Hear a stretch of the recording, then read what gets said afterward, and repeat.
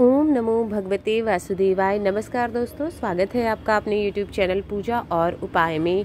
दोस्तों, कार्तिक पूर्णिमा का दिन आने ही वाला है और कार्तिक पूर्णिमा का व्रत जो है इस बार 2024 में 15 नवंबर को रखा जाएगा।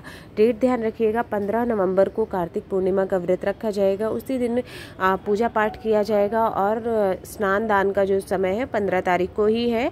साथ ही साथ इस दिन को देव दीपावली भी कहते हैं। देवों की दिवाली होती है, यानी हमारी दिवाली से भी बड़ी दिवाली होती है। इसी दिन भगवान शिव ने त्रिपुरासुर नामक राक्षस का वध भी किया हुआ था। तो इस वीडियो में देव दिवाली यानी कार्तिक पूर्णिमा पूजा कैसे करनी है वो आपको दिखाने वाले हैं।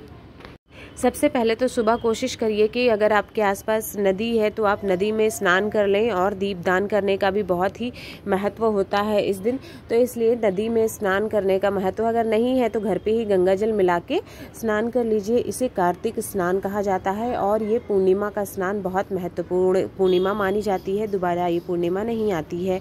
इसके बाद घर पर आप अपने जहाँ पर भी आप पूजा स्थल पर भी ये पूजा कर सकते हैं, अलग से चौकी भी बिठा सकते हैं, वहाँ पर साफ कर लीजिए, नीचे रंगोली बना लीजिए और एक चौकी लेकर उस पर पीला कपड़ा बिछा दीजिए। उसके बाद भगवान विष्णु के जिस भी रूप की आपके पास फोटो है, लड्डू गोपाल हैं, विष्णु भगवान है, लक्ष्मी नारायण है, उनको जो है स्थापित कर दीजिए चौकी पर। इसके बाद आपको कलश स्थापना ज़रूर करनी होती है, क्योंकि देव दिवाली है तो हमको दिवाली के जैसे ही पूजा करनी होती है भगवान विष्णु के लिए। पूर्णिमा का दिन भगवान विष्णु का होता है। इस दिन सत्यनारायण कथा का भी बहुत प्रचलन है। इसके बाद एक तांबे के कलश में जो है या फिर पीतल के कलश में कलश स्थापना आपको करनी है। उसमें जल डाल दीजिए, थोड़ा गंगा जल डाल दीजिए, साथ ही सिक्का, सुपारी, हल्दी की गांठ, अक्षत थोड़े से और फूल डाल दीजिए और उसके ऊपर जो है आम के पल्लव लगा दीजिए। आम के पल्लव पर रोली से टीका कर दीजिए और कोई भी अनाज चाहे गेहूं या फिर चावल रख दीजिएगा। उसके साथ ही साथ अगर आपके पास लड्डू गोपाल जी हैं तो आप विधिवत उनका स्नान कराइएगा पंचामृत से, जैसे कि जल से, गंगा जल, दूध, दही, घी, शहद, इन 5 चीज़ों से उनका स्नान कराइए। अगर लड्डू गोपाल नहीं है या इस तरह से जैसे मेरे पास है धातु के विग्रह स्वरूप है, नारायण का रूप है, धातु की कोई मूर्ति है आपके पास, तो आप उसका स्नान भी करा सकते हैं। स्नान कराने के बाद उसको शुद्ध कर दीजिए और जो पंचामृत तैयार होता है उसे आप फेंकिएगा नहीं, आप उसे प्रसाद के रूप में ग्रहण कर सकते हैं। स्नान कराने के बाद लड्डू गोपाल हैं तो उनको साफ वस्त्र पहना के स्थापित कर दीजिए और उसके बाद आपको पूजा स्टार्ट कर देनी है। इसके लिए सबसे पहले गणेश भगवान को स्थापित कर दीजिए। छोटी सी कोई भी पूजा में उनका प्रमुख सबसे पहली पूजा होती है। अगर नहीं है मूर्ति कोई तो आप सुपारी भी स्थापित कर सकते हैं, तो सुपारी पे कलावा लपेट के आप उस तरह से स्थापित कर सकते हैं और विष्णु भगवान का प्रिय शंख भी आप वहाँ पर स्थापित कर दीजिए। फिर आपको सभी को सबसे पहले जल से स्नान करवाना है और अपने आप को भी थोड़े जल के छींटे अपने आप पर भी डाल दीजिएगा जिससे आप भी शुद्ध हो सके। आचमनी ले लीजिएगा, ठीक है। इसके बाद आपको पूजा स्टार्ट करनी है। सबसे पहले जो है एक दीपक जला लीजिएगा और उस दीपक को आपने जो कलश बनाने के लिए तैयार किया है उस पर रख दीजिए। दीप कलश तैयार हो जाएगा। आप चाहें तो नारियल भी रख सकते हैं, यानी नारियल कलश की भी स्थापना कर सकते हैं, ये आपके ऊपर डिपेंड करता है, या फिर अलग से भी नारियल चढ़ा सकते हैं। शुभता का ही प्रतीक होता है। मैंने इस प्रकार से दीप कलश स्थापित किया है। उसके बाद आपको फूल माला अर्पित करनी है। पीले फूल विष्णु भगवान को प्रिय होते हैं, तो आप पीले फूल मिल जाएं अगर तो बहुत अच्छी बात है, चढ़ा दीजिएगा। और बाकी सभी को गणेश भगवान को हमको कलश की भी विधिवत पूजा करनी है, क्योंकि कलश में सभी देवी देवताओं का निवास माना जाता है, वास होता है, इसलिए कलश का भी हमको पूजा करना होता है। और इस दिन तो देव दिवाली है तो फिर विशेष रूप से कलश की पूजा की जाएगी। इसके बाद आपको तो विष्णु भगवान को उनकी प्रिय तुलसी दल अर्पित करना है, वो जरूर अर्पित करिएगा। साथ ही साथ गणेश भगवान को उनकी प्रिय दूर्वा अर्पित करेंगे।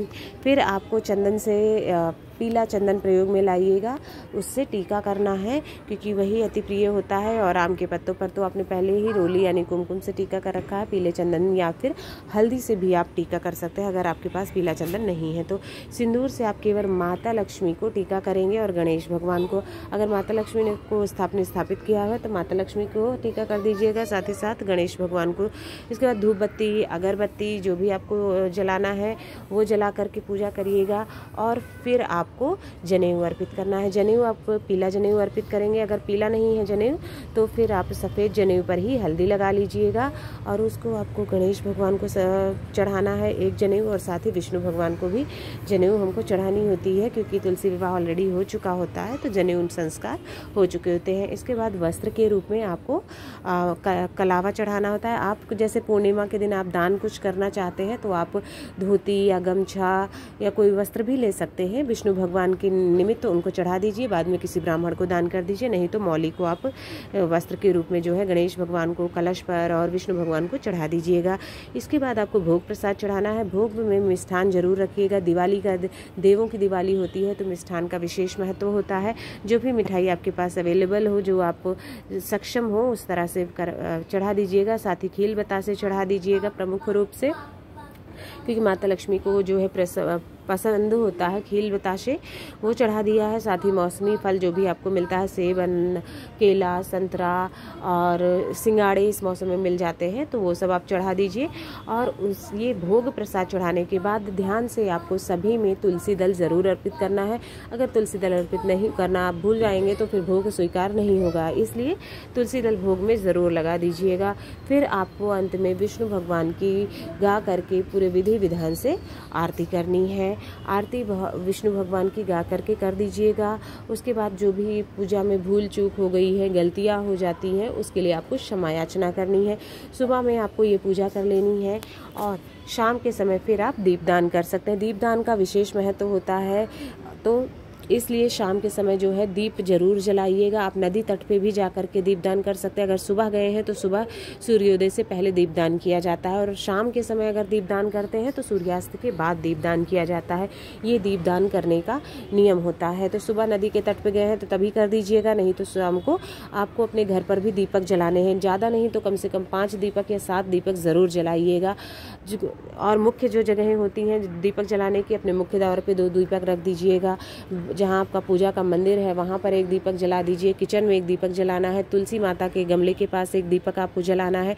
पीपल के पेड़ के नीचे संभव हो सके तो एक दीपक जला दीजिएगा। इस तरह से जो है, और अगर आसपास कोई मंदिर है तो वहाँ जाकर दीपक जलाइए, या नदी का किनारा है तो वहाँ दीपक ज़रूर जलाइएगा। तो इस तरह से 5-7 दीपक आपको ज़रूर से ज़रूर जलाने हैं संध्या के समय, क्योंकि देवों की दिवाली है तो दिवाली के जैसा दीपक आपको ज़रूर जलाना चाहिए। तो दोस्तों, इस वीडियो में आपको बताया है कि कैसे आपको पूजा करनी है कार्तिक पूर्णिमा के दिन, भगवान विष्णु की दीपदान कैसे करना है, भोग प्रसाद क्या लगाना है। अगर आप अलग से नदी तट पर जाकर दीपदान नहीं कर पाते हैं तो घर पर ही आप दीपदान कैसे करें, इसका वीडियो जल्द ही चैनल पर अपलोड हो जाएगा। अगर आपको वीडियो पसंद आया हो तो वीडियो को लाइक करें, शेयर करें और चैनल को सब्सक्राइब ज़रूर करें। और दीपदान करने का जो अगला वीडियो है आप उसको भी सुबह के समय दीपदान कर सकते हैं। शाम के समय का ध्यान रखिएगा और पूजा ज़रूर करिएगा। इसके साथ ही साथ आप सभी को जो है कार्तिक पूर्णिमा की बहुत बहुत शुभकामनाएं। दान का विशेष महत्व है तो आप इस दिन अनाज का दान भी ज़रूर करिएगा, जैसे कि चावल, आटा और दाल, ये सब चीज़ें ज़रूर दान करिएगा किसी ब्राह्मण को।